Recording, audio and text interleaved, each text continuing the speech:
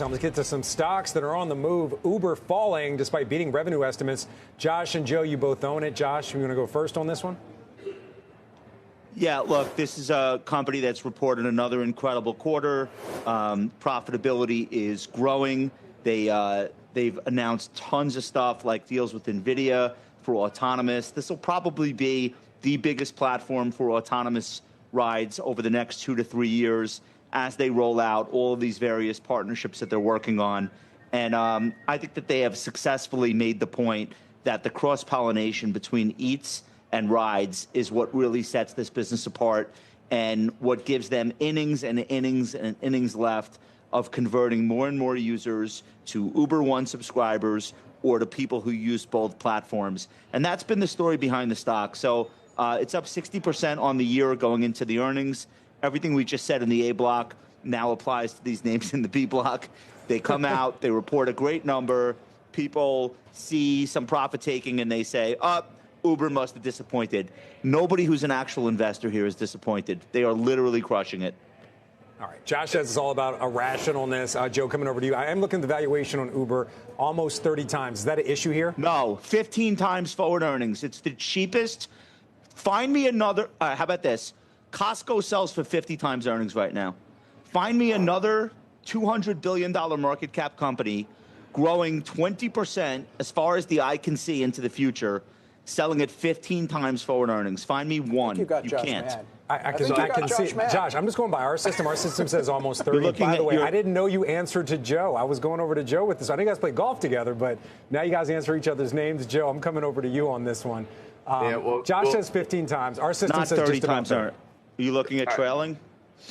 Forward. I'm looking at forward. All right. No. So let's just go back for 1 second. Costco's getting punished, by the way, on that extreme valuation. Costco's not been trading well. We've been talking about that. You have a legal charge here for Q3 that ate into earnings.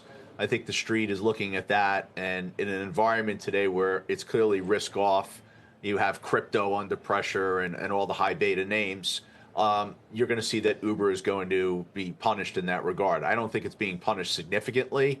I still think the stock fundamentally is in a great place. The free cash flow expansion, to me, has been the real story over the last several years and the reason why I personally bought it a long time ago. Gross bookings were strong once again, and gross bookings coming up for Q4 should be strong as well. Q4 is generally their strongest quarter. So, I don't see anything to suggest that there's headwinds in the fundamentals other than the state of the market today and being punished for that one-time charge. All right, Uber shares pulling back more than 6%. Moving on to Vertex, bouncing back from some earlier losses. Jim, you own this one. Yeah, first the headlines. I mean, it was a beat and raise. I think the reason it was down earlier today was some concerns that they didn't raise enough. I think that's really missing the point. Maybe, if we talk about the stock price over the last year, it's been choppy. It's been choppy, and while it's up on the year-to-date about 7%, that choppiness has mainly been due to this new pain drug that's come out called Journavax. It's a non-addictive, non-opioid painkiller.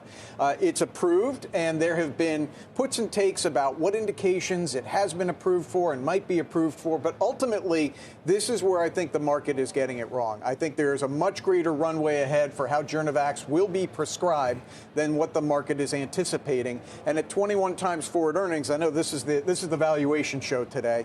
I do find that is forgiving for a company that not only has Journavax, but has a core franchise in cystic fibrosis, to which there really is no competition, and has on the horizon kidney medications coming up. So I really like this stock. All right, Vertex shares up just over 0.5%.